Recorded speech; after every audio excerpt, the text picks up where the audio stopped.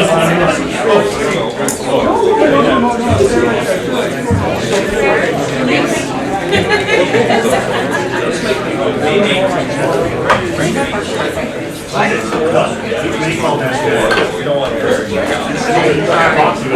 does Miles.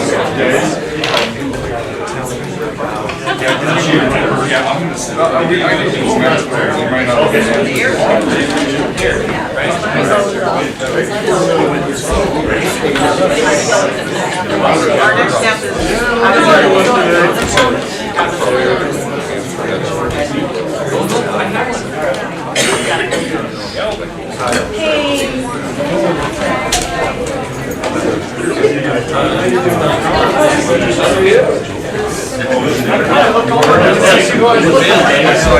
I said, I'm in.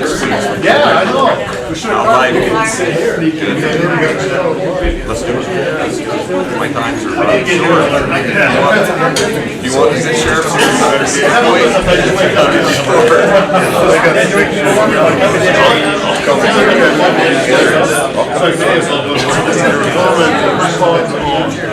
I heard that from the last guy. sorry,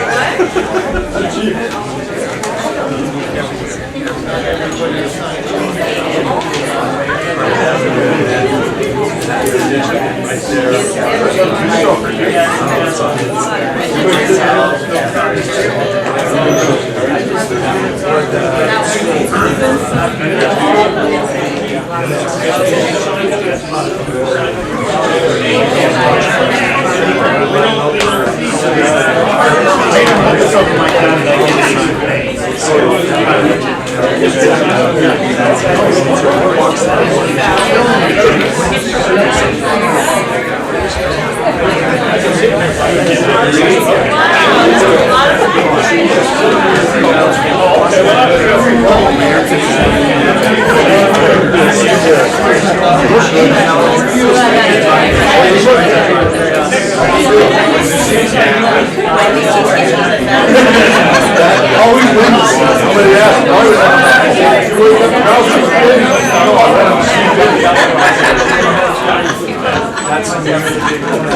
Remember that. Right now. We didn't know who we have to take out first. You got it.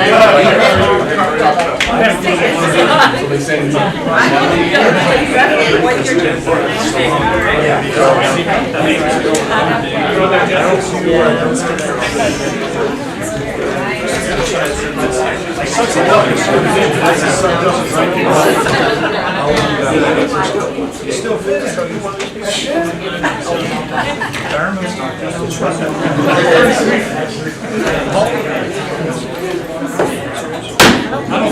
I'm going to call the March 11th City Council meeting to order at 5:31 p.m. A couple of changes because we do have a long agenda tonight. We will not be having public comment, but it will return at the next meeting. We will also have a lot of little celebrations going on. So when after you're done and you go in the hallway, would you please remember we are having a meeting. We can't close the door. So just take your conversations a little bit further away. Other than that, let's, if everybody could join me for the Pledge of Allegiance. I pledge allegiance to the flag of the United States of America and to the republic for which it stands, one nation, under God, indivisible, with liberty and justice for all.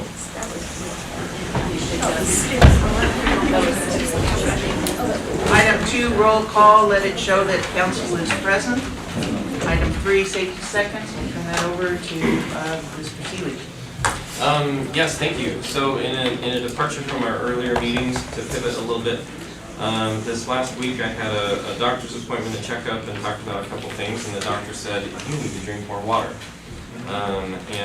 This kind of falls in with what I do for my regular job, which is with the Division of Drinking Water. But if we look out for ourselves, if we stay hydrated, we can prevent a lot of injuries and a lot of situations And that falls over into a lot of our other responsibilities and jobs, that if we are paying attention to what we're supposed to be doing, if we're prepared, then we can minimize the problems that we experience and keep ourselves safer by anticipating things in advance. Okay, thank you. Okay, move on to 4, and we'll start with 4A, and this is a really special one, and it is the retirement recognition and celebration for fireman Kevin Dunn, who has been with the fire department for over 39 years. And with that, I'm going to turn the time over to Chief. I'm ready. Yeah, your turn. Thanks, Mayor and Council, for letting us have some time to recognize the great men. I like to write down because I get emotional or I'll forget what I want to say for sure. Kevin, you want to come up? You were just right there somewhere. I didn't move. Enough people in this room a little bit further out there. Kevin Dunn began his service at Price City Fire Department. Come on in. Come on in. Oh, shoot. You guys make us look good.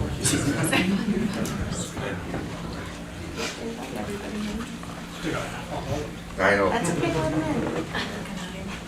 They're here for him, they should be in here. Is that everyone? There's a couple.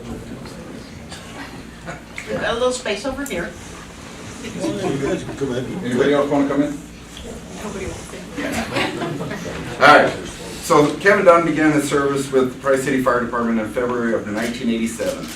During his 39 years with Price City Fire, Kevin has been an invaluable asset, in earning a promotion to captain in July of 2003.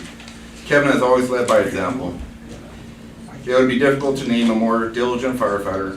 Kevin has constantly gone the extra mile on every call, from the standard smoke investigation to a large-scale incident. Kevin has always put in the extra work and gave it his all. I want to express my thanks to Kevin's family for sharing him with us. I know it's been a sacrifice not just for Kevin, but for his family as well. 39 years in this is a lifetime in this service.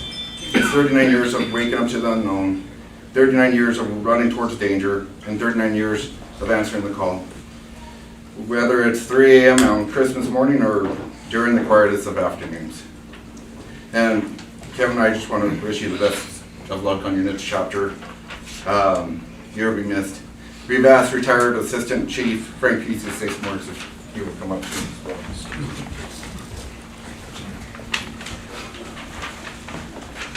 What a privilege, Kevin. Home Depot has a slogan. It says, I wrote it down so I wouldn't forget. How doers get more done. On the Price Fire Department, if we want to have a doer get more done, it was Kevin. Okay, Kevin was our doer. He was the worker. Through every administration of chiefs we had, how many do we have? About 12, 15? Every one of them would stand back and watch us work and do that, and they'd all stand back there and holler, Kevin! Yeah. Kevin! And he thought they were cheering him on, so he went harder and faster. They didn't know they were built for his life. They were worried about it. No, but for 4 decades, Kevin has represented the best of all of us. He has sacrificed. He has committed himself in a very stringent and difficult way. He has made a difference. Every time the pager went off, he showed up and he was there to make it better. He mitigated, he changed, and he improved every situation that we got involved in. And it's been a wonderful, wonderful journey with him. His uncommon and quiet demeanor about the way he went about things was incredible. In the fire service, in the 2 times in my career, we had what was called a serious rekindle. A rekindle is where something catches on fire, and fire is like a ghost, or it'll hide. It'll stay in a crevice of a 2x4. It'll stay in a little bit of insulation. It will hide. And when it does that, after we go home and go back to bed, it'll rear its ugly head again and start the fire back up. Kevin was the master of making sure we never had to come back out again. Well, once he was up, if he kept us out all night, he didn't care. We were going to get it out no matter what. And I so appreciated that commitment to our form of excellence in the fire service. It was incredible. I've served with Kevin in many facilities, many capacities. It's been a wonderful friendship and a brotherhood. And one of his favorite things he loves to say is, we're just making memories. And I want to thank him for the memories. He's meant the world to us, he's meant the world to our community, and I know he means the world to those beautiful people over there in the corner. So thank you, Kevin Dunn. Congratulations on a well-deserved retirement.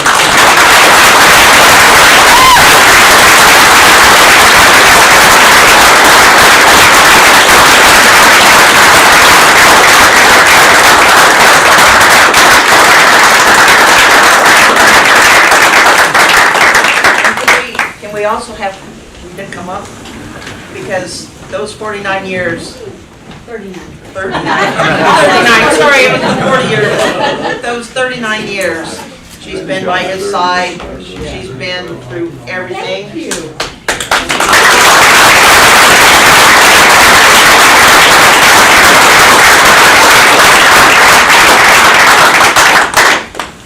Well, they said you'd probably have to say something, and I'm just going to go ahead and say something. I was grateful that I was able to come in and be on the fire department. Right here's the guy that hired me. He was the mayor at that time. And I worked with Louis and Joe and Mike and our new mayor. And they've all been people that wanted to support the community and support the fire department. And they've just been great. I want to thank them for what they did in helping us. And I know that they would come occasionally and visit fire meeting and see how we're doing and see what we needed. We always didn't get what we needed or wanted, but we've always been able to help keep the community safe. I appreciate the fire chiefs. Barrett was my first fire chief, and right off the bat he told me, he says, if you're going to get a fire out, you've got to go where the red spot is and get that fire out. So a lot of times that meant going in the burning building and getting to that red stuff and putting the fire out. Kent Boyack was our next chief, and he taught me a lot of things. Back then we didn't have big trucks with a lot of seats. We had a truck that was like 408, it was our best truck, and there was 3 seats. And place for the driver, a guy in the middle, and a guy on the end. But the good thing is, and one of the fun things that I enjoyed about the fire department is, back then they let you ride on the back. And you could hold on and go to a fire, and it was just great. And when we'd go over Carbon Avenue or somewhere, it was fun to have that little jump as you went over the tracks. And Kent was great that he taught us a lot of things. We weren't all certified at the time. And he went about getting us certified. And I was so grateful that we all did it together. I'm one of those people that needs a little help and encouragement, and one of those that might look over and see what the other guy did. But we didn't do that. We just helped each other. It was an open book thing, and Chief got us all certified, Boyack. And Bedonk came along, and it was great to have Paul. Paul loved everybody, and it was great to have him serve. The biggest thing about Paul and me was that I was kind of a freelancer. And I would just kind of do my own thing. And but I knew if I was going to get in trouble or somebody else was with me and they were going to get in trouble, and I would back off. And so it's getting a little warm in here. And a lot of times we would go to a fire, and what would we hear?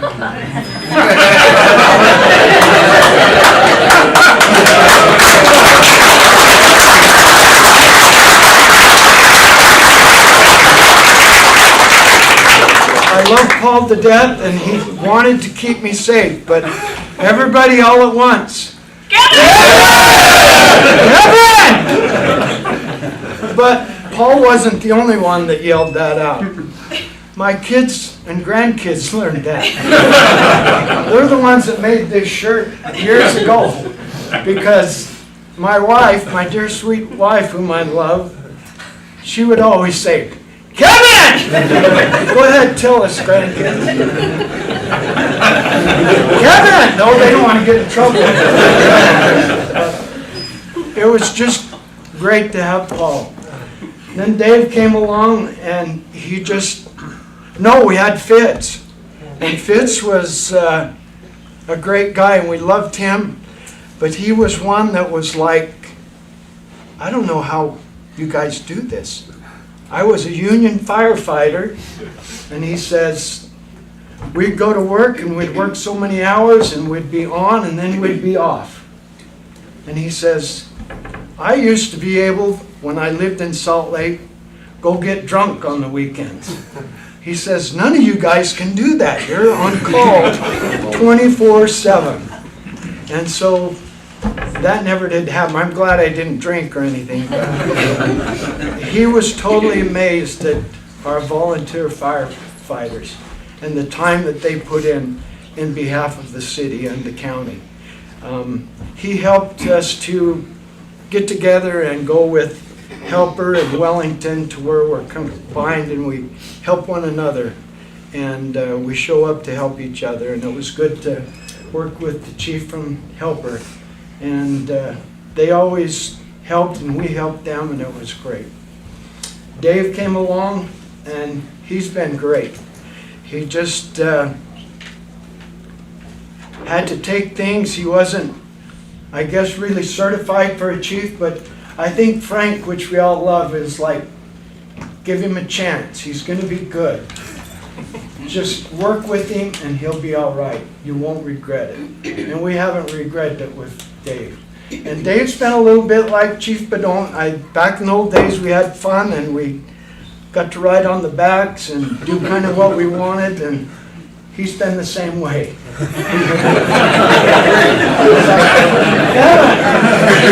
Back off, we shouldn't be doing that. Let the other people do that. But I appreciate and love every one of you, and especially the firefighter family that I have. It's going to be hard to not be down there, but I've talked to several of them that have said, you'll be okay. It's going to be okay to not have the calls in the early morning and on Sundays, and when my son's playing baseball and I had to leave and miss that play or something, and my daughter was probably at dance recital or something. You get up and leave, and you miss some of those things. But it's all good. They still love me, and I love them. But I appreciate the city and everyone for giving me this opportunity to serve. And that's what it's all about, is making memories and serving other people. And I hope that we can learn to love one another and do it more. Thank you very much.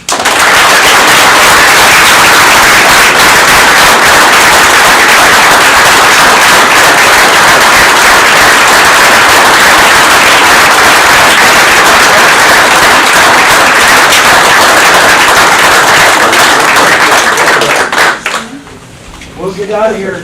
Oh no. Here, you can go on with your business. We appreciate the city council.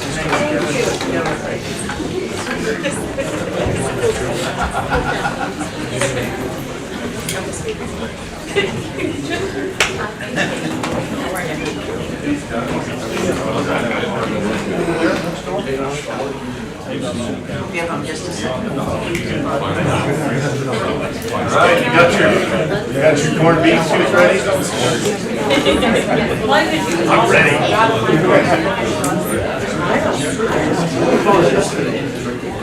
Call the pager, we'll get us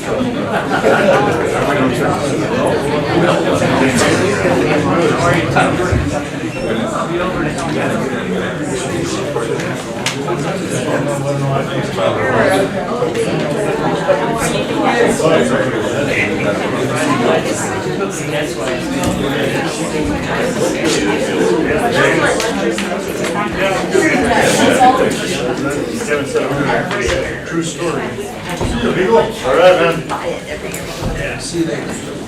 All right, now we get to move into another recognition. And this is another good special one.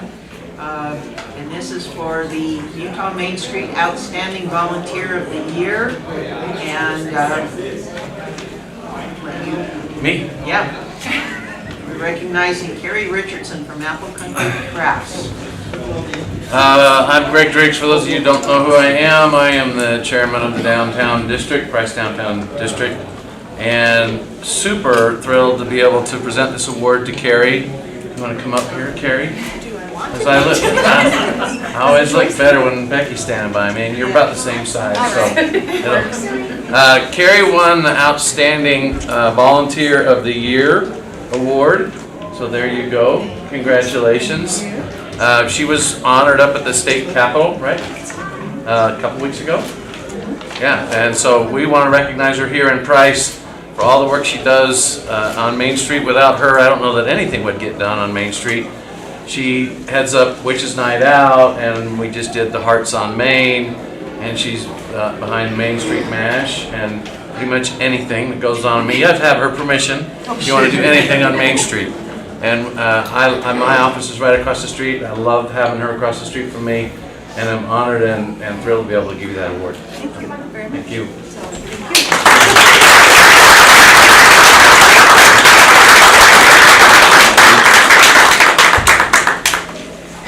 Moving on, we're going to do another set of recognitions, and we had 3 wrestlers from our area that took first in their weight class in state, and one of them is the first female from our area that took first in state, and that is Madison, Arroyo. And then we also had Jantz, Greenhalgh, and Ryker, Orion. Would you come up, and we'd like to give you a certificate of recognition.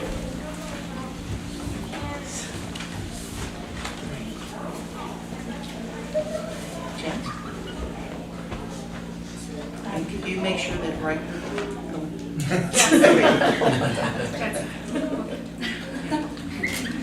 So this is a big first for women's sports. We have not had women's wrestling in our high school for very long, and for Madison to take that championship, that's a huge accomplishment, and for us to have 2 from our men's team take first place, that again is another huge accomplishment for our area, and we're so proud of you from Price City, and so we'd like to give these guys a round of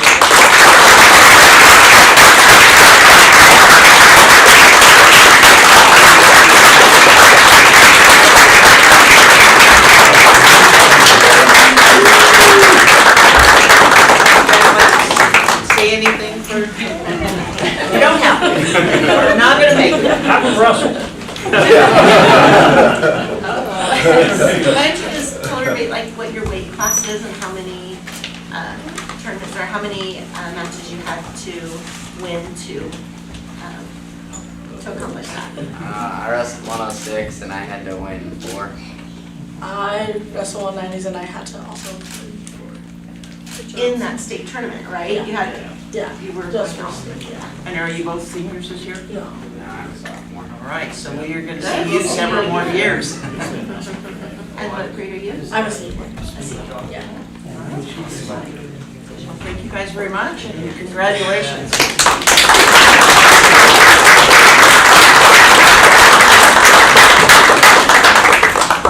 Moving on, we are going to do the recognition of the 2026 St. Patrick's Day Grand Marshal. and Richard Root will take care of that one. And I apologize, Megan was gonna be here, but she's out of town, so I had to write this down. So, tonight we have the honor of recognizing someone many of us know well, and our community has relied on for a very long time. Carbon County Sheriff Jeff Wood. He has spent 34 years in law enforcement, serving in roles to include deputy sheriff, campus policeman. You want to look at this, maybe you don't want me to say something. No, that's all Adult probation, parole officer, a member of the Joint Criminal Apprehension Team, and even a deputized U.S. Marshal.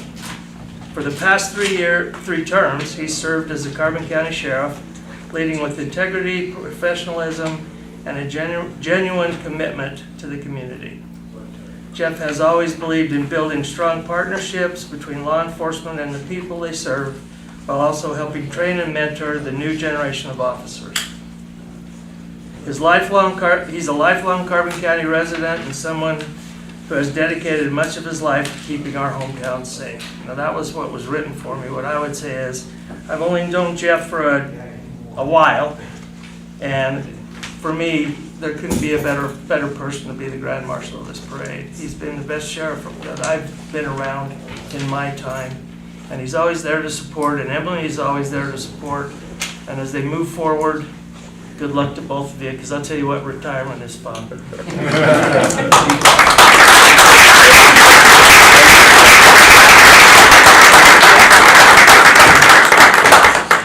And no throwing candy from the car. You can call the sheriff on me. Yeah, kick you out of the parade. Well, that's pretty cool. Thank you, guys. Well, I'll tell you, it's an honor to serve this community from the office of sheriff, and it's been my pleasure to do that. It's come at great expense, though. My family has I've listened to Kevin Dunn speak about things. You know, you miss a lot of things when you serve the community from this office. I've enjoyed every second of it, and just want to say thank you. Thank you, Jeff.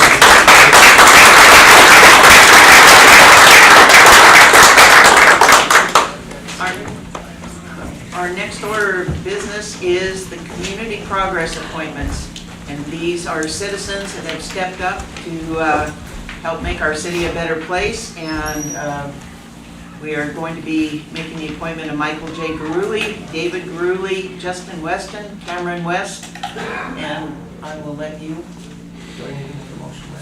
Oh, yes, we should make a motion to appoint those. I move we appoint the community progress candidates as discussed. I second the motion. All in favor? Aye. Okay, thank you. So this is something that I campaigned about. It's very dear to everybody on the council. Trying to move Price City forward again in a positive manner. Try to pick projects or things that we can do to help other people, or come up with some good ideas to solve some of the issues that people seem to have around town. And so if you're here and you'll come up, Justin Weston. Justin, I haven't got to meet you yet, so thank you so much for putting in. We really appreciate you. Thank you. Mike Garuli. Many of you know Mike. He was in the parade not too long ago for being Citizen of the Year, I think. Yes. Yeah, so thank you so much. Look forward to it. His brother, or his cousin, David Garuli.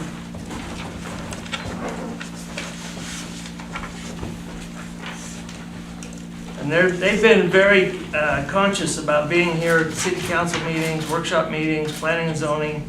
So I think they're gonna have a really good input for us. And then Cameron West. And Cameron is on the International Days Committee, helps out through the college, sets up all the activities for the college, and we appreciate you.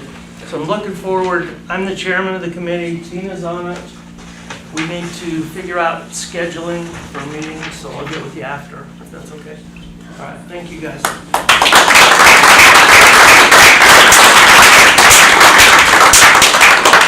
All right, now we got all the fun stuff done, and so we'll move on to the business. And the next is the UDOT presentation. And I will let you know this is a presentation. There will be no questions from the audience, and anybody that would like to talk to UDOT can follow them in the hall when they're done and ask your questions, so, thank you. Okay. All right, well, thanks for inviting me over. My name's Jared Beard, and I'm the Deputy Director for UDOT Region 4. If you're not familiar with how UDOT's broke up, we have 4 regions across the state. Region 4 covers the entire southern half of Utah, so Price and everything south. So it's a pretty big area that we cover, a lot going on. Our headquarters is over in Richfield. That's where I'm at. Got Dan Hinckley here. A lot of you probably know Dan. He's our local representative, our district engineer in Price, covers all our maintenance and construction activities in the area. So he actually covers Grand, San Juan. He actually covers a pretty big area as well, but stationed here in Price. So he's a great resource for local needs. Actually grew up in Castledale, so I'm not too far from home. So got some local roots as well. So I know the area well. I think we were in Price 2 or 3 nights a week, just the way it is when you grow up in Castledale. So got some local history. A while back, we got a letter and talking about the desire for UDOT to come and look at some pedestrian enhancements or needs. Take a closer look at needs along the state highways through Price about pedestrian needs.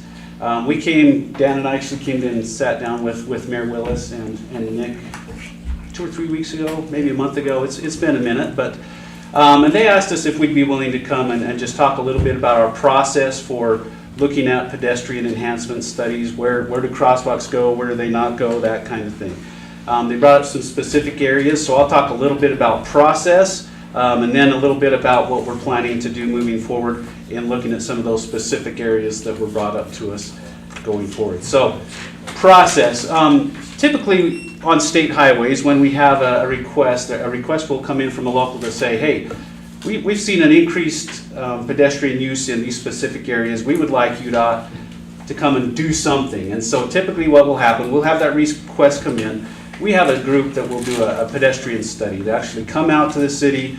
They'll pick a day. They try and pick kind of a standard day, Tuesday, Wednesday, Thursday, kind of typical things going on. We don't like to show up on holidays or other things where it might kind of skew the numbers. We're looking for more of just kind of your typical average everyday occurrences. So this group will come down. Typically what they'll do is they'll start 6:37 in the morning. They will look at the location we've asked them to study. They will count every single pedestrian they see cross the road. They will look at all the pedestrians just going up and down the street, because we know that sometimes if there's not an active facility with lights or something, people don't feel real comfortable crossing. So they kind of look at that need as well as how many pedestrians are we seeing just walking up and down the streets, so that they can gauge and start to feel, well, maybe there is more need here, even if we're not seeing people cross the road. In the past, UDOT had a pretty stringent policy of you have to have 20 pedestrians cross at a location before we're willing to look at a crosswalk. We've kind of relaxed that. We've rewritten our policy in the last couple of years to where we look at other things. We look at the amount of traffic on the road. We do count the pedestrians and people up and down the sides of the road to see how many are there, what the need might be. We also look at gaps in traffic. You know, if you just have so much traffic, there's never a safe opening for a pedestrian to cross. We look at those issues. We look at are there pedestrian generators that are close by. One of the areas of interest is kind of up at the museum, well, right around the corner here. You know, are there things that cause people to want to walk and cross the highway? And so we look at all those different factors when they come and do these studies. That's the basic process. When we get the study, typically they will come back and say, this is what we saw, this is what we counted as far as traffic, pedestrians, other things, and they will give us some recommendations of, yeah, we think this may or may not be a good candidate and why. If it is a good candidate for a crossing location, they will have further discussions with us and say, hey, what are the enhancements that we need? Is this a location where just painting stripes on the road is and putting some signage up is the right approach? Do we need to do something more? Something similar, something like we call it an RRFB. Nobody knows what that means. It's rectangular rapid flashing beacon. It's the yellow signs with the flashing lights on them that kind of catch people's attention when a pedestrian's crossing. So they give us recommendations of, yes, we've seen something, here are some things that you can do, here are some additional things that you might want to consider if you go forward with a pedestrian crossing. So with that, that's the basic process that I've thrown out at you really quick. Maybe if the council has some questions, I can answer those. Yes. Just about process. I think just a comment is how much we appreciate you coming. Oh, It means a lot.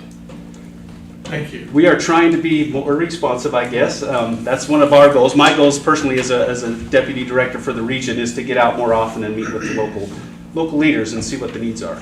So would you, because I'm new, just which roads in Price are designated UDOT? I've heard several, so I. Yes, yeah. So SR 55, which is 100 north from the, let's call it the west interchange over by the hospital, coming into 300 east, and then that road takes a little jog. It jogs south to Main Street and then out to Highway 6. Okay. That is Highway 55. Okay.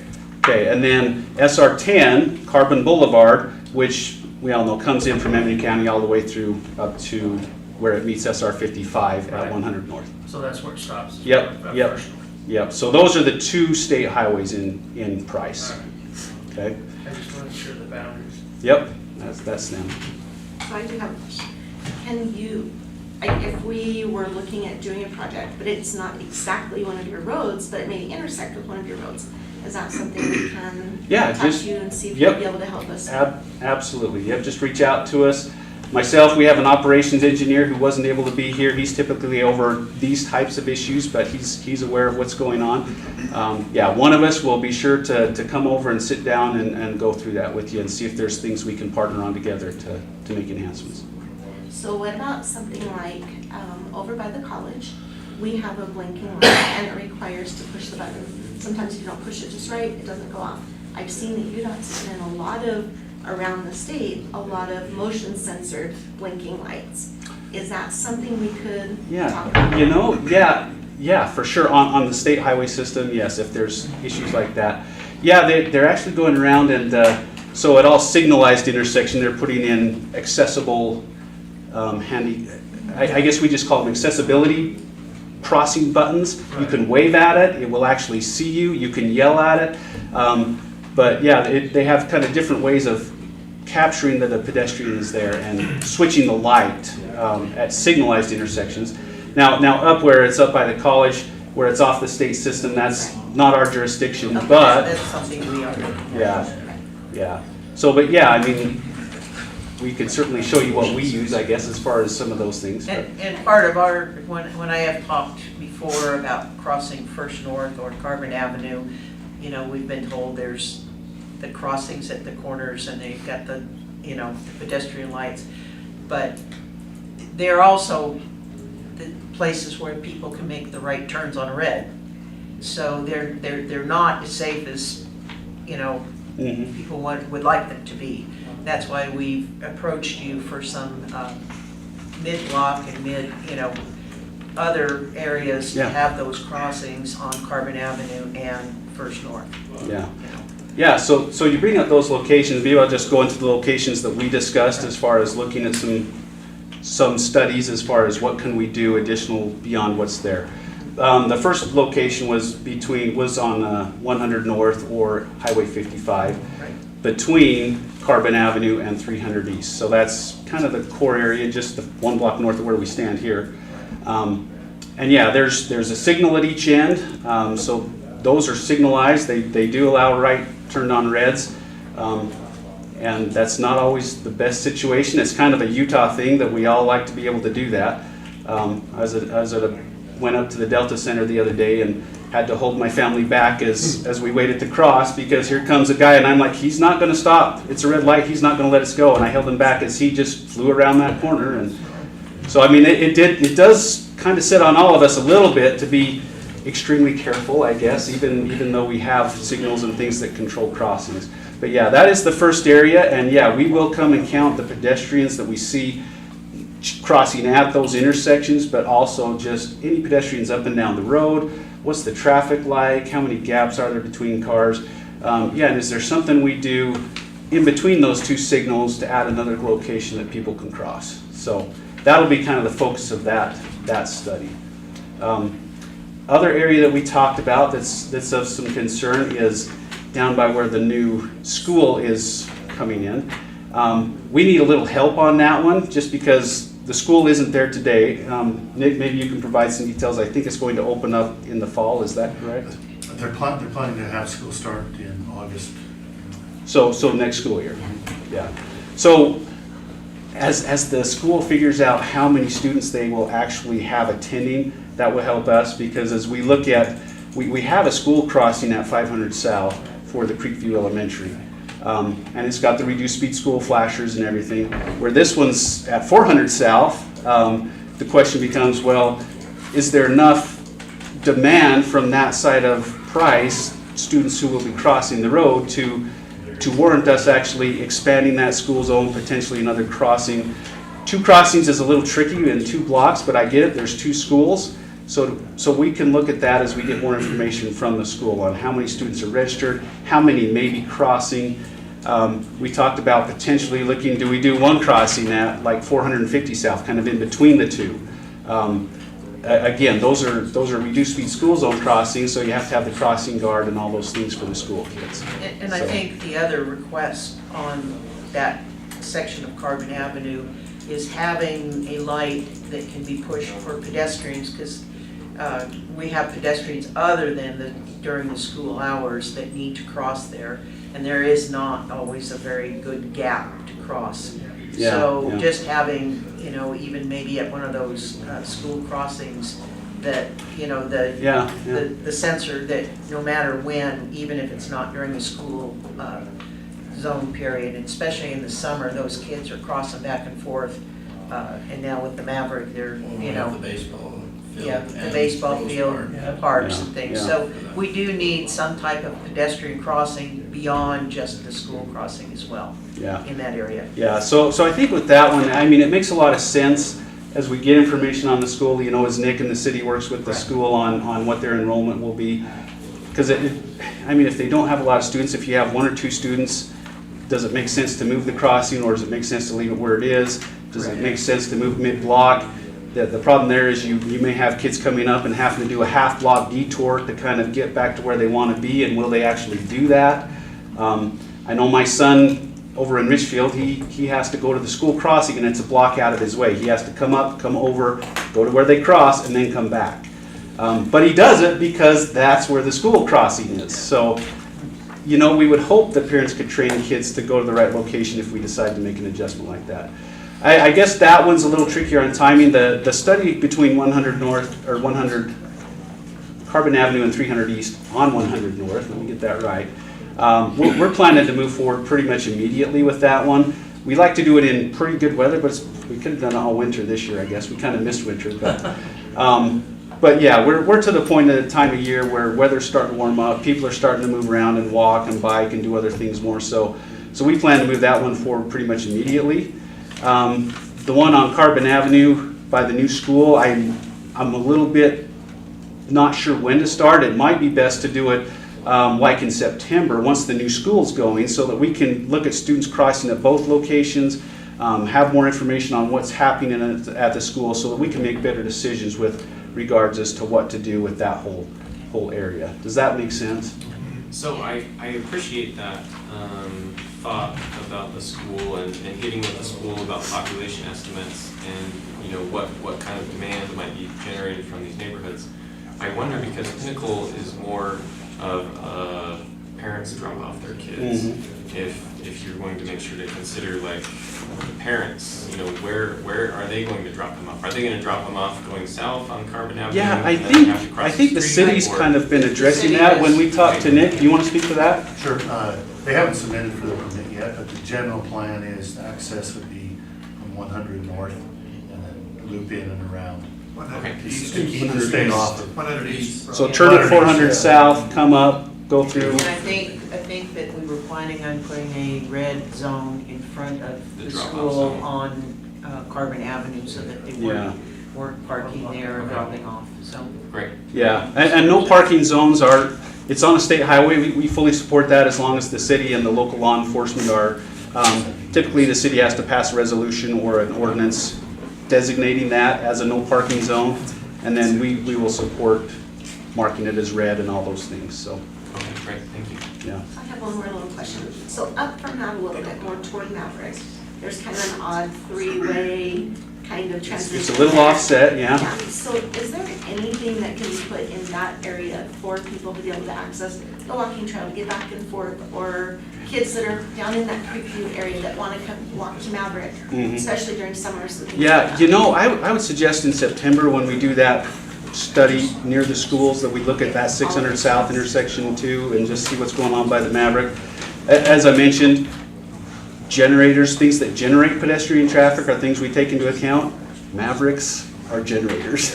People go to Maverick and kids love to go to Maverick to get a slushie or a drink or whatever it is. So yeah, I think we just expand it to look at the school area plus that Maverick area when we do that study. Like I say, September timeframe when we can get a better picture of what's actually going on. So. All right, we appreciate you coming. Thank you so much. Okay. One other thing I did want to mention is we looked at crash data. The other thing we look at always is crash data. Do we see a cluster of pedestrian hits in any certain area? We did notice at Highway 10, so Carbon Avenue and Main Street, we had 4 pedestrian hits, 3 pedestrians, 1 bicycle hit in the last 5 years or so. So that jumps out at us saying, well, what's going on? Why do we have these hits? As we looked at that, it was almost always a pedestrian's in the crosswalk and a left turn, doesn't see him and kind of goes. Thankfully, no serious injuries. It was just kind of minor hits, thank goodness. But we are going to look at that intersection too as part of our study between up on 100 North. Just add that into it to say, are there some enhancements we can make to the lights or signal timing, other things we can do to try and make that location safer as well, because when we see 4 pedestrian hits in one exact location, it jumps out at us. So we will be looking at that and coming with some recommendations there too. So when you were talking about timing the lights, things like that, are kind of like on the far lane corner right there, there's blinking stoplights. Is something like that an option, or is that even? Typically, things that we look at are things like, it's called the leading pedestrian interval. We tried this recently in Moab. They have a lot of, you know Moab, tons of people everywhere. On their center street and Highway 191, we did a leading pedestrian interval. And what it does is when a pedestrian makes a call to cross the road, it actually holds all of the lights red a few seconds longer. Lets the pedestrian get out in the middle. They're more visible before it lets cars make a turn. So we've got great feedback from the Moab folks about that adjustment. So something we can look at as part of this is that something we could look at here too. There may be some other things. Sometimes we add a signal head up there, extend the mast arm and put the arrows, you know, to give a little more control so that they know what's going on a little better. So we'll come back with those recommendations as part of this whole pedestrian safety study. The other thing is pedestrians need to look. They do. Unfortunately, Unlike just walk like this. Yes, unfortunately, I mean, we do what we can, but 95% of all crashes are caused by human error. It's just the fact. Hopefully we can lessen the severity of them. But yes, if we can do some things like that to where, you know, like we say, all those crashes were just a left turn and they didn't see him. But if we give that pedestrian time, just being out there in the middle makes them more visible. So if they're starting as they make the turn, all of a sudden they're in the way. So little things we can do to try and help. Perfect. I love it. Thank you. Thank you very much. You bet. Okay, any other questions from the council? Okay. Thank you. All right, thank you. All right. Okay, You're not gonna get away. moving on to 4G. Public hearing to receive public comment for the fiscal year 2025-2026 year budget revision. I hear a motion to open the public hearing. I'll make that motion, Mayor. Second. I have a motion and a second. All in favor? Aye. All right. Lisa? Most people were in the workshop, so maybe I'll do just a little bit more of a condensed version. So Tri-City generally 2 times a year opens its budget, spring and June. And we do that to account for any grants that we may have received that we weren't aware the original budget. We go through and we estimate and look at our taxes and other revenues and see where we're at there, other projects that we need to adjust. A lot of times at the end of the year, we don't know when we're budgeting what those projects are gonna look like, or we get better estimates and bids come in, and so we like to go through and adjust those so we can see where we're at on all of those. So if we just quickly go through each of our funds and see how those items affected that. The general fund, we increased our budget by $110,242, and most of this was the result of about $135,000 of grants, which we were fortunate enough to receive. So we get the revenue, and then we have, of course, those expenses. Some other few little things that we're going to do is we originally had budgeted for the project that's going up on the canal crossing on Carbon Avenue. That project, we were going to use just our regular capital project fund money we had a match on that, and we decided to use Class C road funds, which are eligible for that. So we're going to be transferring those over to that capital projects fund to meet that match requirement. We had our bank charges, which we increased by $23,000. We had to buy some new radar units for our police officers. And those were about $21,000, and we covered as much of that as we could within our existing department budget. And then also the pickleball project, we increased that by $50,000. So we need to transfer some additional ZAP tax money over to the capital projects fund to fund that. Drug Task Force increased their budget by $12,978, and this kind of was a first, I think, that they allowed us to actually carry over funds that were unspent from the prior year to use in the current year. So that was wonderful news, so we adjusted the budget to reflect that. The debt service fund, we decreased $1,200, that was just a reduction in our interest estimate on money that we have in there. Our capital improvements fund, we increased the budget by $55,100, and here again, we had the pickleball project, and we also received an additional $4,000 in donations over what we budgeted, so that will go towards that project. And then we are going to be purchasing some lawnmowers, and we increased the budget for those by $1,100 over our original estimate. The water and sewer fund, was a lot of activity here. We increased the budget by $431,665, and a lot of, in here we have so many water projects going on, and kind of the scopes of the projects changing, and so we just had a lot of adjusting to do to bring those more in line where those costs are going to be. And also some timing of when revenues, we spent some money last year and the grant revenue came in this year, so we had to adjust for that. And then we did raise rates last May, I think it was, and so that's kind of difficult to anticipate exactly how much that's going to change your revenue. And so in looking at that, at this point in the year, we increased those by $87,000. And so we're on track to meet the amount that we need for our debt payments, and also to start pre-funding our water treatment plant project. So that will be going into fund balance and accumulating for those projects. And then also the reservoir project that's been ongoing for years. We have some money that we need to finish doing the EIS study on that, and with the federal government, it doesn't look like we're going to get additional funding for it to finish it, and we're applying, and hopefully we will, but we're not going to bank on that. So the estimate to finish that project is $326,000, and so we budgeted to take that out of our fund balance in order to finish that project. We have another project that's we estimated originally might be about $40,000 to fix the domes, which are having some leakage problems, and that's now the estimate for that is $180,000. So we had to increase to cover that. $23,000 for fence we're going to move the material storage from Olson Reservoir down to by the domes, and so we need to be able to fence and secure that area, and so we budgeted for that. And finally, we have $73,000, which was our share of the Helper Interconnect project, so that we can be able to share water. Helper was putting in their new line, and so we went in with them on that, so that we would have access to that water as well. Probably the most significant increase was the electric fund at $1,022,000. And this isn't all actual expense. We have on our downtown substation, there's a part called a low tap charger or changer, get it mixed up. And we're unsure of exactly what that's going to be.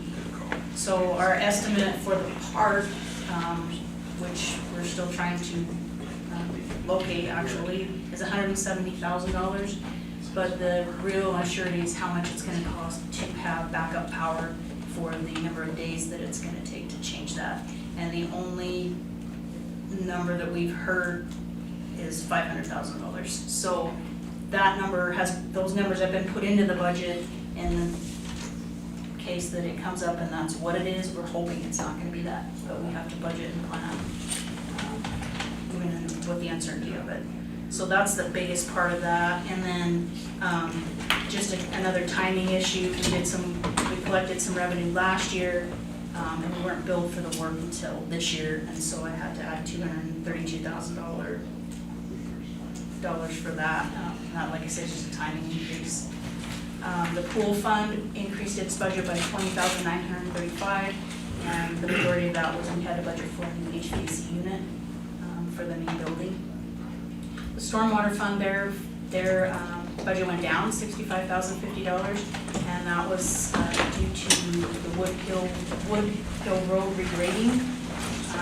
That actually came in the county, did a lot of work for us there, and so we were able to reduce that project from $100,000.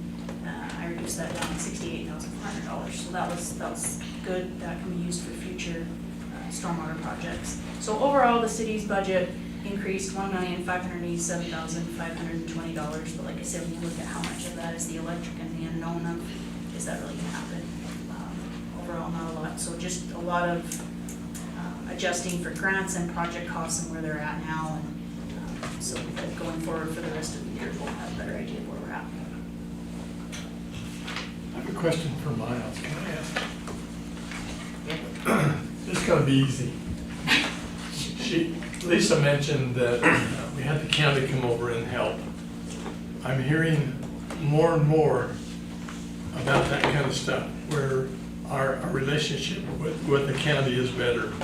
They help us and we help them. Can you talk a little bit about how that has happened and why it's better?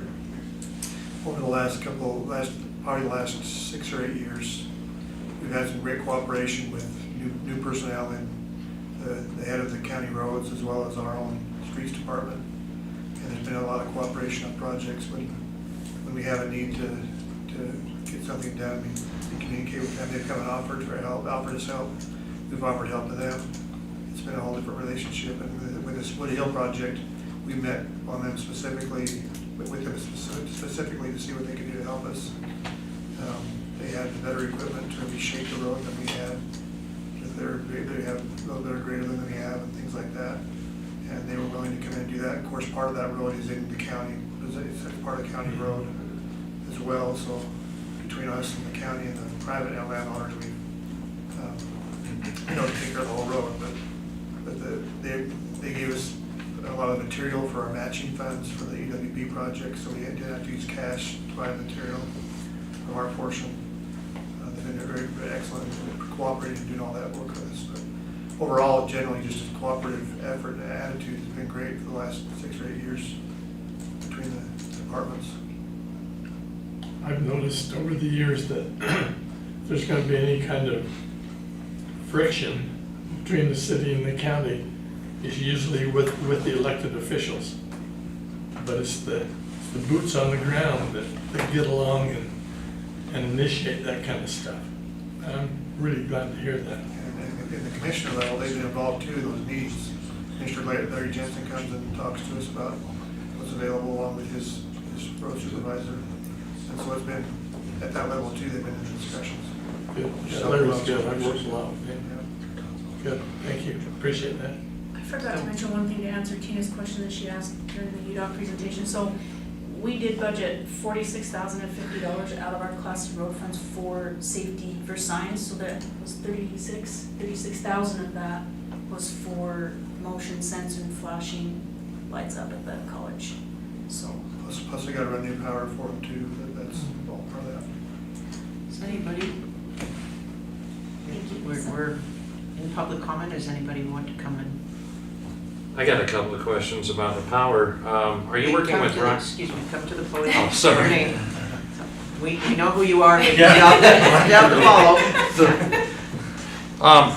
Are you working with Rocky Mountain Power on you're talking about a piece that needs to be replaced.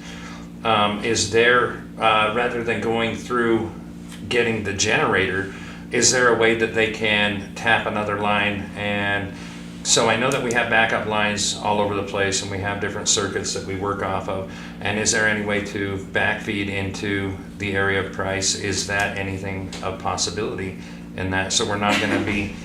I don't think so. So the answer is yes. The Rocky Mountains are contracted provider of those services. So part of the problem is when you take that offer service for about 4 or 5 days, is there a backup transformer or backup generator in place? And that's necessary because there isn't the right interconnect to backfeed those couple circuits. Okay. Other places around the city, yes. On this particular one, it's a little bit bigger challenge. Okay. I had a question. Keep Go going in there. I'm Katie Gurley. I just had a question about the Wood Hill project. So I live right there on Smith Drive, and that's my backyard.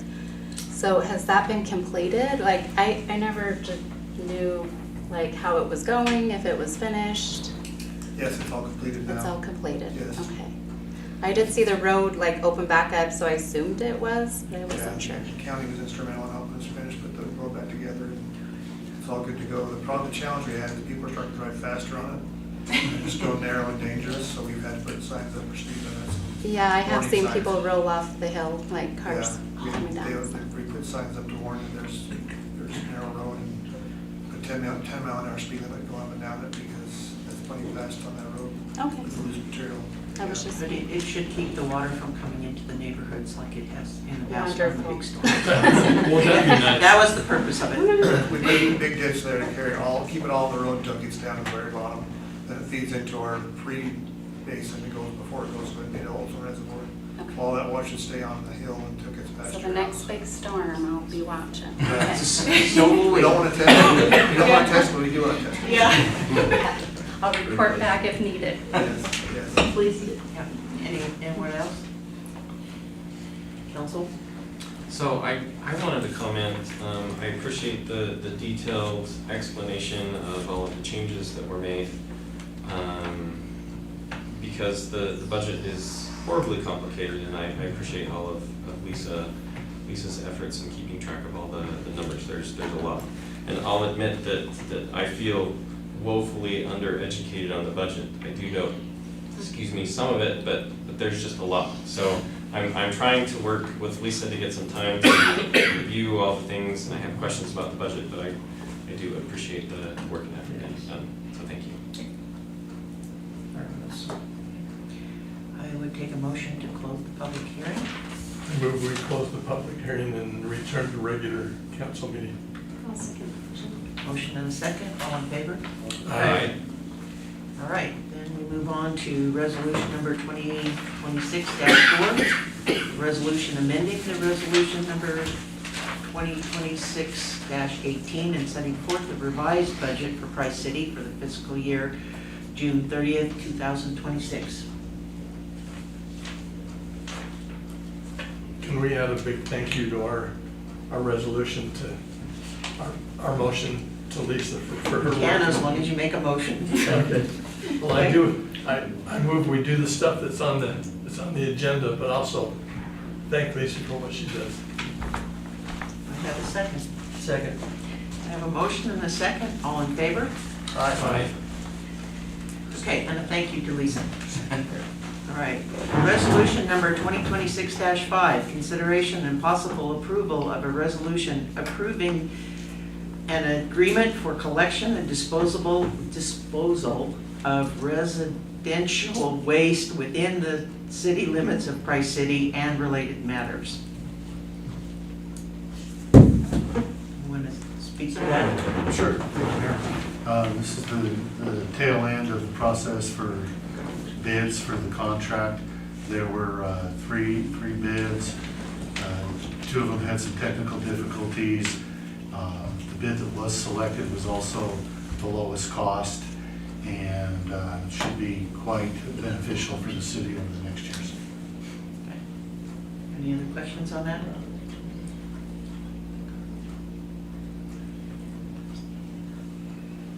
I have a motion.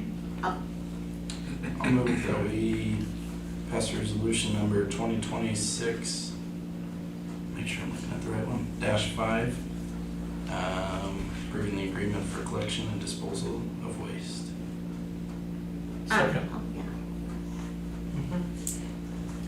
Which one's, who seconded it? Lane did. Lane did? I'll Okay, second Lane. that. I was going to, but. Okay, we have a motion and a second, all in favor? Aye.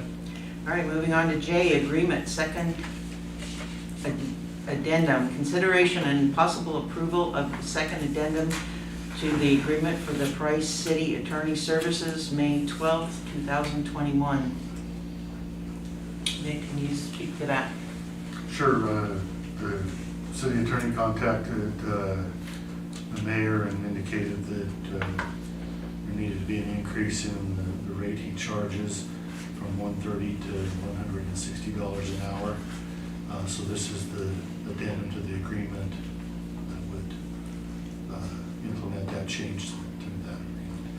Companion matter to this, probably in the first part of April, is the extension of that agreement. There's an extension in the agreement for 3 years. So in April, it extends again for 3 more years? The paperwork would come before you for that extension. Okay. Have we looked into other attorney costs, like different attorneys? Is this comparable? Not formally with an RFP this time around, but the original contract was, yes. That particular amount, if you look at some other communities that don't have in-house an employee that does that contract those services, it's, most of them are generally more than that. Could we look at maybe doing an RFP instead of, I don't know, trying to keep it? So when I saw that come through, I was really concerned. So I actually questioned it. I asked for the original contract, and with the original contract are amended. So we're talking about $30 an hour. But if you really look at it, he has served us well. And if you look at attorneys, and if you look at if we had to have a full-time attorney, how much that expense would be. So right now, he saves us a lot of money being contractual. And so, because I was having some heartburn over it, and I asked also about the RFP, but I don't want to take any chances of losing him either, because he is a really good municipal attorney, and those aren't, and he has a ton of experience, and he's not, I don't believe that he is easily replaceable. And if we put on an RFP, he has limited his practice, and in that letter that he sent, he did state in there that due to staffing and lower staffing and things like that. And so I think that it's worth going ahead and doing it. Like I said, I did do my homework on it, and I was really concerned at first, but I'm not concerned anymore. And I would feel more concerned losing him as a city attorney. And municipal law is a very different type of law, and we at one time did have a local attorney in the transition between, and we were not getting the services we needed when we were asking for opinions and ways to move forward, and that felt like it left the city very vulnerable during that period of time as we were trying to make decisions to protect the city, to protect the our resources and our everything. So Eric gets back to us immediately. He will come down if possible, if we need him, but he will also do it by phone, save us costs, and we've been getting quite a bit better service since we've had Eric as our attorney. And we can control some of that cost as well. So if you do a lot of your, your kind of homework and stuff first before you just pick up the phone and call, so then when you do, you're prepared, he can review. So a lot of it is, us realizing too, when do I need to call and not just calling him for every little thing too. But if you look at what we really do pay him, like when you look at the end of the year, as opposed to if we had to hire him, and we did look at that when we retired, next time he was retired, we looked at, what is it gonna cost for us to have an in-house attorney again, and what is it gonna cost us to outsource, so. Yeah, but so some of that is controllable too, when if you kind of do your homework before you call him and stuff, so he has less work that he has to do too, so it's controllable in that way too. Somebody say travel is a little bit, travel time is a little. So I have a little bit of heartburn with just the increase, $30 an hour within the contract. We're so close to the end of the contract and the potential to extend. And so I think this is kind of part of that, hey, do I want to extend or not? And so that seems to me a large departure from the original intent of the contract. I've worked with Eric a little bit, not very much, and so I have heard good things about him, and I've seen some of the stuff that he's done with the reservoir project, and I think that he's been great, and I really appreciate that. But I do think that this is kind of a substantial change to the project, and we put things out for bid all the time, and like the waste disposal, and sometimes it goes up and sometimes it goes down. And so I do think that would be an opportunity for us to, or for him to sharpen his pencil and see if he can come down from that 160. So that was my first thought on it, it really was, and that was my first thought, and so that's why I asked for the original contract. $30 an hour, that's a lot to choke down. However, if you look at just a regular attorney, look at a family law, and we're talking a municipal that has a specialty in this, and he's good to us. And there are a lot of things like travel that he doesn't charge us. I just paid a huge retainer from my daughter, and every single phone call and every single second of everything costs.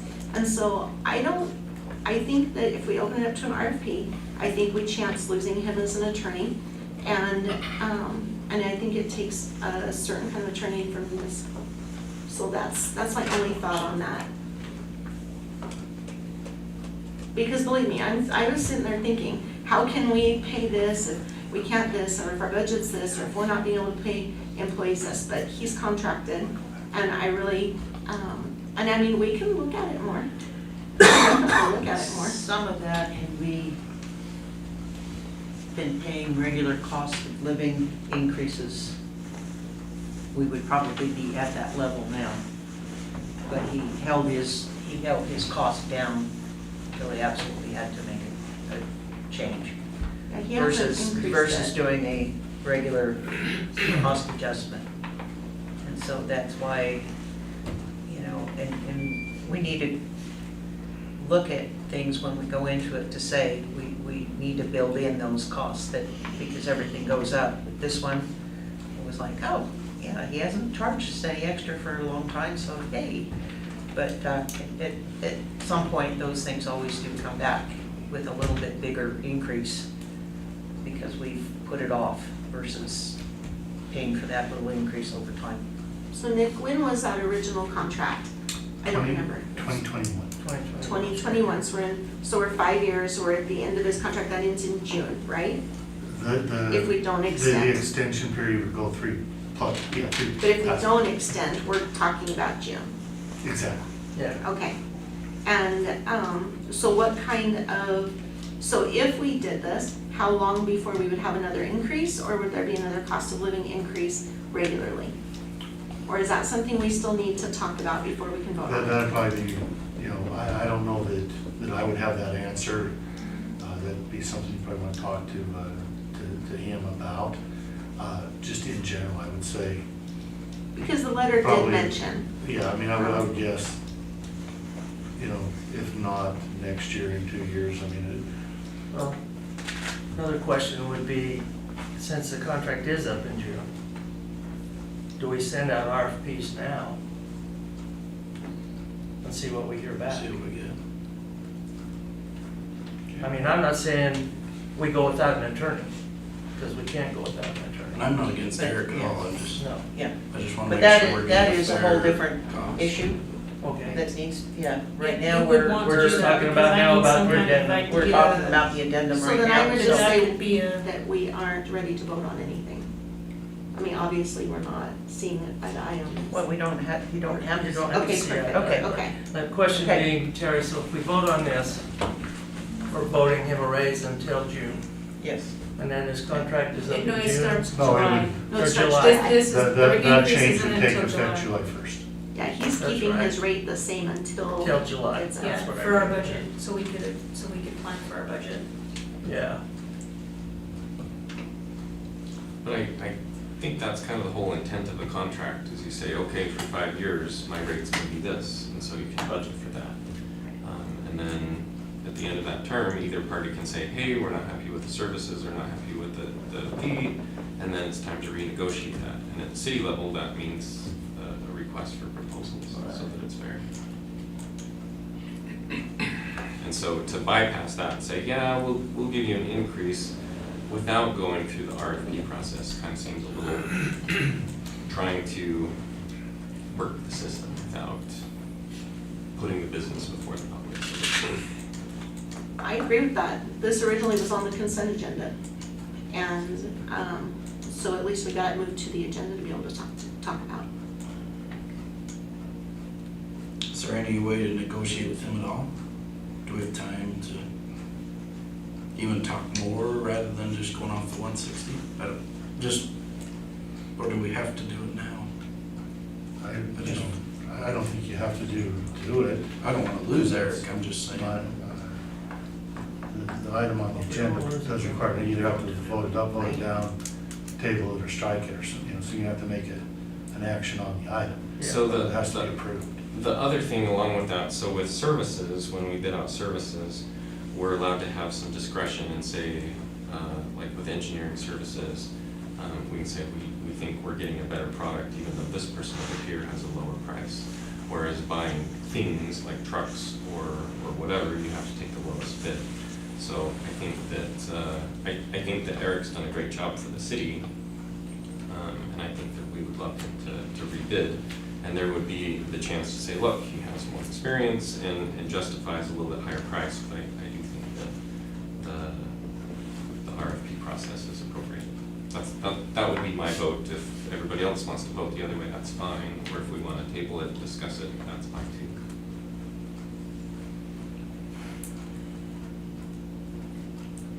It gave me major heartburn, and I did bring it up. But I also don't think, even though it's a huge jump, and we could do that, we do risk the chance of losing his services, and I think that he has been very valued to Price City. So that's my only thought on it. I agree with you. So what do you guys want to do? Do I hear a motion to accept this? Can we table it and address it more? You can make a motion to table it, and then you have to get the votes to have the motion passed. You would table to a specific Yeah, time, like to the like next the next meeting. meeting or The something. next meeting or something. So when would this be discussed then? Is it something, he's not really personnel, so we don't discuss in the personnel committee, right?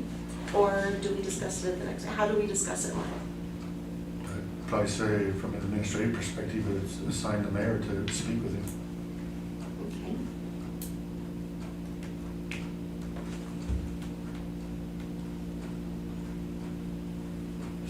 Well, then I'd like to make a motion that we continue looking at this, that we table it, that we consider the RFP, but we also maybe have the mayor reach out to him and see where we're at. What we've received so far is his letter, and I think the mayor did have a conversation with him, but obviously we're needing some more information before it can be effectively voted on for the city. So I make a motion that we do that. I'll second. We table it till when? Let's table it until the next first meeting when we can have a work meeting and discuss it. So that would be. So that would the be first meeting in April? the first meeting in April. I would just allow yourself enough time to, if you are gonna RFP it, so we can get it in the budget, because then you're gonna have to send it out, allow time, do that. Sure. And the tentative is May. That's my concern And as well. then So June. we're, because So we don't we have get that enough time for this. So I mean, just make sure you're allowing yourself enough time to, you know, just to advertise, to get it back, to review it, We're to. gonna have to do it. So my question is, you said to talk to, you're asking me to ask him if he will take a lower price? If it's negotiable, if we can talk about it, or otherwise, I mean, these guys are saying they want an RFP to go out. So we either just proceed with the that's your motion. RFP and just do that, or Procedurally, the motion is what? The case table it pending a discussion. we just want to table it and pending the discussion. We want to talk about it more. We have 3 of them right here that really want to, so I think that we need to. So we have a motion. Yes, we have a And motion that we will table this. And a second? Yep. We didn't determine when though, because if that next meeting, but we're only having workshops once a month now, so when would we discuss it? Can we discuss a meeting for, or can we schedule a meeting for this? That would be, I think, April 8th. Can we schedule a workshop for April 8th? There is one. There is one. Can we schedule a workshop one for the next I mean, meeting? March, the second meeting in March. I think that we should. Would we have time to do that, Jackie? Okay, it would It would be a workshop with a limited agenda just to talk about this issue. Yep. Okay, so workshop do we need a motion for that now? 25th? Well, that's part of your That's motion. right, so we're good, right? That's part of your Is motion. that what you? Yep. The 25th? Yep, I think that we should have that before the next council meeting so that it can be discussed and that we can go from there. I just don't feel we're ready for a decision, obviously. So I just want to make sure I got my notes. So workshop on the 25th and then back on the agenda on the 8th. Yes. We're back on the agenda on the 25th after the workshop. I think we need Can to we vote on put it it on the then. agenda? We need to because we're running Yeah, out of get it time. done. That's That's why what we're we saying. Let's put it on the agenda for We're on the Yeah. agenda. I think we need it on Just the to agenda. talk about it a little more. Yeah, it's not something we can just sit on. I mean, time is of the essence, so.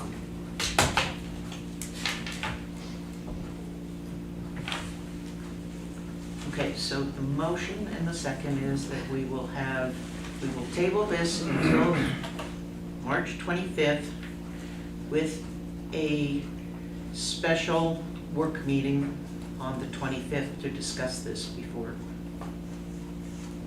Yes. Is that? Yep. So will that be at the regular time of 4:30? Yeah. We'll give you an hour to discuss it. It'll be the only item on the work meeting. Okay. And then on the agenda for the regular meeting. All in favor? Aye. Okay. Let's see. Gotta find my place again. Real estate purchase contract and temporary easement, UDOT bridge replacement. Consideration and possible approval to sell a UDOT parcel 101C and 101 totaling 217 square feet or .005 acres, as well as granting a temporary construction easement to UDOT for the purpose of replacing the existing river bridge located on the county road adjacent to the city's water treatment plant. You're on. As you said, the description is adjacent to our water treatment plant. Yes. There's a county road with a bridge that's not passable by a vehicle anymore. It's okay for foot traffic, but it's pretty scary, and you gotta watch where you're stepping. And UDOT's replacing that bridge.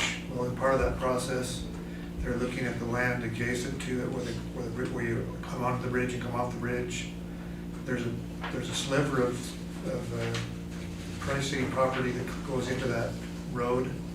It's a little triangle shape. It is 217 square feet or 0.005 acres that goes into the road. And they're out there wanting to purchase that to just put it in the UDOT's name as part of the road. They're also looking for a construction easement to be able to use our property down that end of the property to be able to store things to work the construction on with the project.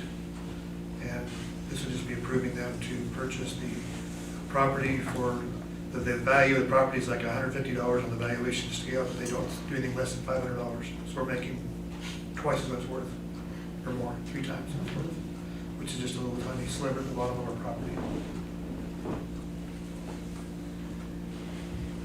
What's the timeline for the construction? I think they're wanting to get the project going by fall. By fall, okay. If I remember right, yeah. We're trying to get all these easements in place first. It takes all that time. They're having to work with private landowners adjacent as well, same on the other side of the bridge, the same problem. So they may be longer to agree, I don't know, but they're hoping to stay on schedule for fall, I believe. It's totally their construction project. There's no cost to the city to replace that bridge. We'll have the benefit of being able to drive across the river right there to access our spring line, or our transmission line, which goes down that road that they're crossing too, so. And I don't want to sound ungrateful, but why is UDOT replacing this bridge? It's not. It's one of their bridges, offline, or off-system bridges, they call it. That they have a budget just for bridges. They take care of these. So the county's happy that they're paying for the bill too, because it's on the county road. Okay, great. Yeah. And $500. Yeah. Put that in there, build back up with. I was glad it wasn't. Technically, it would be real property, yeah. Do I hear a motion on that? I'll make a motion that we enter into a purchase contract and temporary easement, construction easement with UDOT for the bridge replacement. I'll second. Go ahead. All right, so. Sure. All in favor? Aye. All right, community project funding pre-disaster mitigation grant requests. Consideration and possible approval to submit a request for community project funding year 2027 to design and construct a detention debris basin on the Meads Wash to mitigate future flooding damage to the adjacent neighborhoods in North Price. Miles. So we'll go back to L in a minute. We skipped over L, but that's fine. Okay, we'll go back to L in a minute. Okay. Stay on him. This actually, if you recall, our EWP project on Wood Hill was 2 projects in one. And we were supposed to be able to put a Meads Wash detention, debris and detention basin into the system there. However, when they got the design almost done on that basin, they informed us that the EWP process only funds for infrastructure that handles 100-year storms or smaller. And that basin has to be bigger than that to be able to help us keep the flooding off of 8 North. It's more like a 500+ year storm that we had the last 2 times up there that caused the flooding to the properties. So we had to back off of that. We couldn't do that as part of the EWP project with Wood Hill. So we ended up, that was about 3/4 of the project was funding there, but we couldn't do it.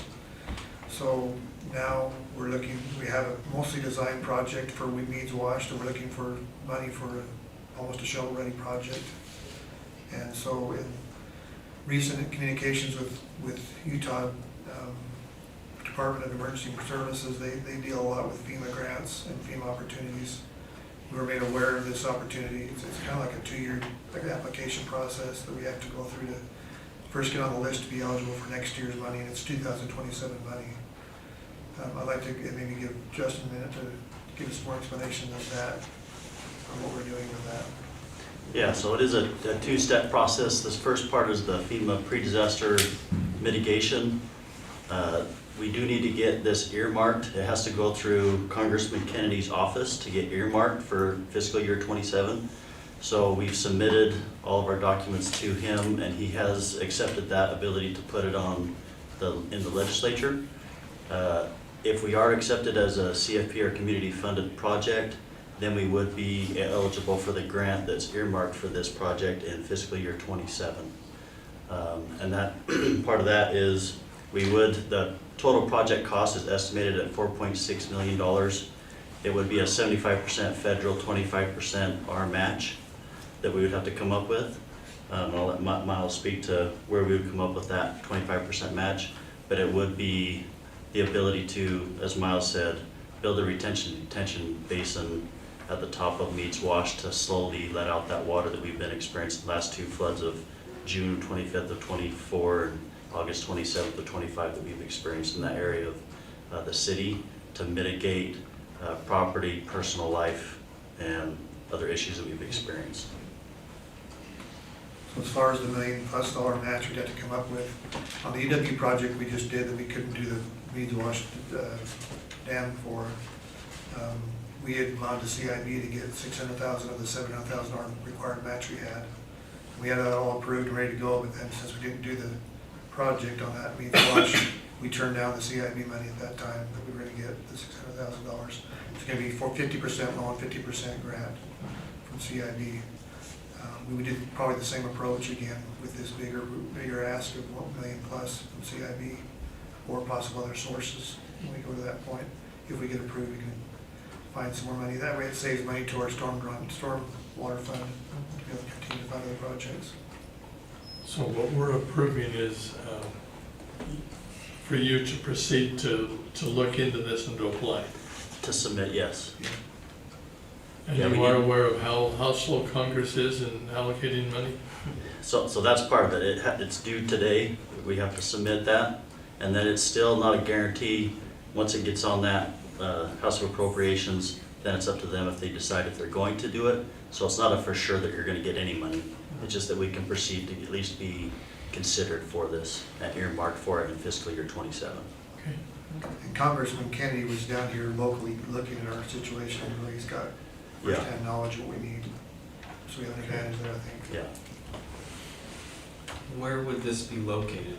Would it be above the mountain biking trail, below the mountain, in the middle? Right, pretty much where the mountain bike trail comes on the south end of that trail. The south end, okay.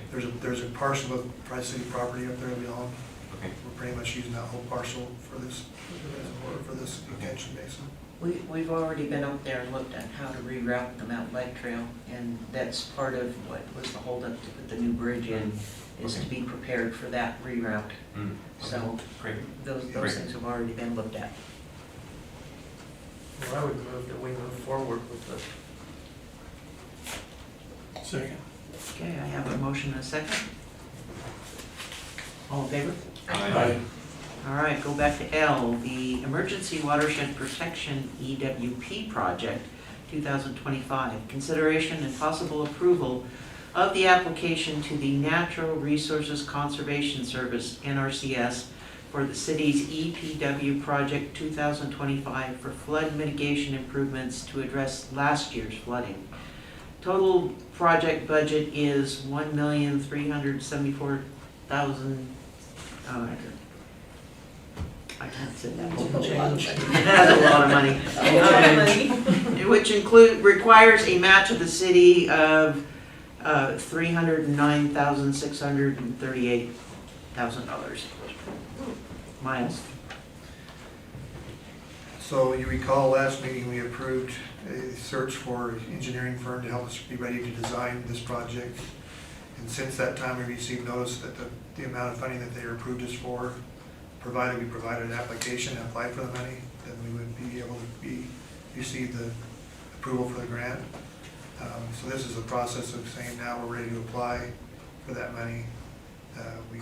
Later on the budget in the consent agenda, we had the approval of the engineering firm that we selected this last week when we had met on that with the committee. So that's coming together, but this is just saying, hey, we want to apply for this money. We're committed to the match amount as well. That match amount is too small to ask for CIB money for, because we don't want to burn a slot for CIB. Usually we go for a little bit bigger project than that. So it'll probably come from our stormwater fund, and we have savings in stormwater for that. This is not our head. When we saved on that, seriously, like that was what saved on that Woodhill, like almost $70,000. There's 13 locations in town that we've identified for potential fixing with this money. We've got to go to work with the engineer and see what makes sense for that budget we're being given. Because we had no idea what we're gonna get when we asked for all the sites that would be qualified. And would this start this year or not till? It has to start, it's already started, the deadline, it's a 220-day Yeah, right. project. It's So we already, need to put that in the budget revision. yeah, For your. probably will not spend all that money this year, probably just the design portion by the time we get to the end of the fiscal year, mostly. We might start construction about the fiscal year end.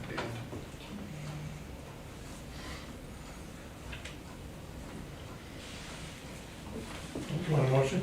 I'll make a motion that we approve the Emergency Watershed Protection Project 2025. I'll second. I'm gonna have a second. All in favor? Aye. All right, moving to N, replacement mower purchases, Parks and Cemetery Department. Consideration and possible approval of 2 Model T 271-11122 Walker mowers for $20,117 each. 1 Model 729T6 Grasshopper tractor mower for $24,847 on the state contract. Number MA4726 from Wilkinson Supply. The mowers are replacement for 2 2011 model year Walker mowers, units 7719 and 7723, and a 2017 model Dixie Chopper, unit 7727. So I'd be approving money to buy a Model T. Yeah. Or a lawnmower for $20,000. So just curious, are those broken, unfixable, there's nothing we can do to repair them? So, do you have a mower that's gone for 25 years before you replaced it? Well, I don't know, These the are- one is a 2017, so that's not 25 years. That's 20 years, yeah, 20 years, but I guess the Yeah. point we're That's making is 10 years, the we actions. make these things last, but they're actually industrial quality, and they last that long. We repaired them to the point where if we continue to repair them, it's gonna cost us more than a new mower now to repair them. They get to that point where they're worn out. So we decide the condition of the mower, the age of the mower before we replace them. And it's time for these to go. And did you guys, and it's not 20 years, it's 9 years, but on that, did you send out bids and things like that? How was it determined these would be the ones we'd purchase and from where? They're on the state On the state contract. Just on the state So on the contract, state all of them? contract, yeah, what the state does, they'll negotiate contracts statewide with vendors, and we're allowed to jump onto that bandwagon. So we're getting a better offer to go through the state contract that's been negotiated than we would to be locally. No one locally carries these I kinds was of gonna say, nobody machines. locally even carries it, do they? So, Big yellow. mhm, Yeah. right. I move we approve the contract for the lawnmower. Second. I have a motion and a second, all in favor? Aye. All right, we're moving on to consent agenda. Is there anything on here that you would like to pull off?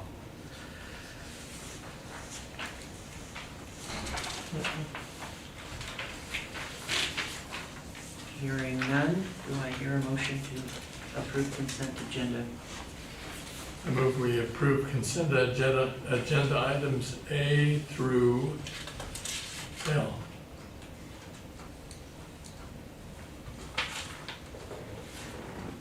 Second. I have a motion and a second, all in favor? Aye. Okay. Any unfinished business? So not unfinished business, but I do have something I wanna say. So Chief Cecilia, Yes. we had people reach out and on Facebook, and I had somebody reach out to me personally and really upset about some of the traffic up by Mount Herman and how kids are almost getting hit, how people aren't following everything and they ask for police presence. So, we reached out to you and I even saw police presence there today. When I was driving by, and I just wanted to thank you guys and recognize you, that you do listen to the citizens and that you are there for us, and we appreciate the service. I appreciate the recognition, and just notice that there are days, like, no matter what, we've had an officer there every day. That day in particular, as you all know, I was in mandatory training, as was the rest of the department, so that took Frankie away from that intersection. So out of those 3 days that we've had this week, We've only had 3 violations. If our presence is there, it does deter a lot of those people that think they're gonna be able to make it. So, We appreciate we're it. I happy mean, to do people it. can leave earlier, they can, you know, I mean, we have to all do our part. But I just wanted you to know how much I appreciate it, that when we bring something to your attention, it's addressed immediately. Anything else? Like a motion to adjourn? I'll make it. Motion I'll second. second it. All right, all in favor? Aye. Meeting at 7:07.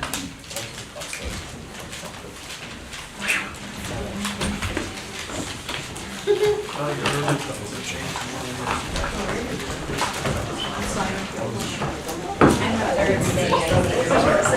got a minute, timer.